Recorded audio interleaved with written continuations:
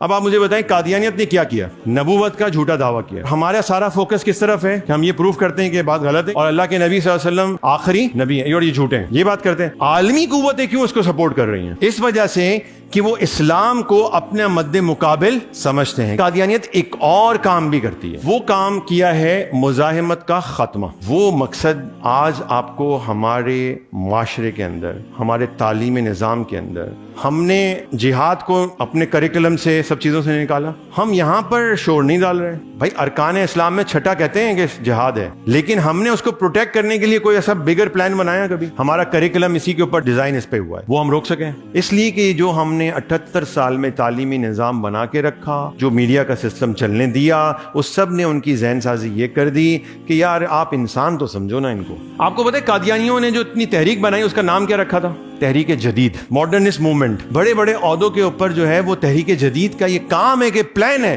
کہ ان کو وہاں پر بٹھایا جائے اور وہ خاموشی سے یہ کام کریں، اور وہ کرتے ہیں۔ الحمدللہ ہمارے بچے کو پتا ہے قادیانی کافر ہے، اس کو تو آپ نے سب کو بتا دیا، کانسٹیٹیوشن کا یہ پارٹ بنا دیا، لیکن اگلا جو کام جو قادیانی کرنا چاہ رہا تھا، اس کا مقصد جو تھا وہ پورا ہوا کہ نہیں ہو گیا؟ اگرچہ ہم نے اس کو کافر تک لکھوا دیا، اس کے باوجود وہ مقصد پورا ہوا۔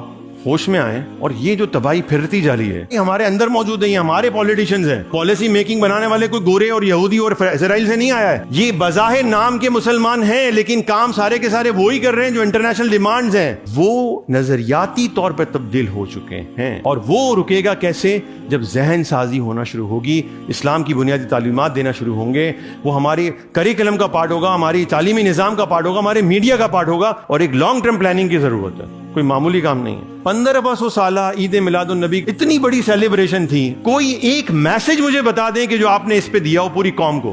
ہم نے کوئی نظام کی بات کی مجموعی حیثیت میں؟ پورا فلسطین تباہ و برباد ہو گیا، کہیں پر بھی نظام کی بات نہیں ہو سکی۔ اس سب کے باوجود بھی ہم جو ہے نا وہ شخصیت پرستی میں ایسے ڈوبے ہوئے ہیں اور ایسے جڑے ہوئے ہیں کہ بس ہمیں کچھ اور نظر نہیں آتا ہے۔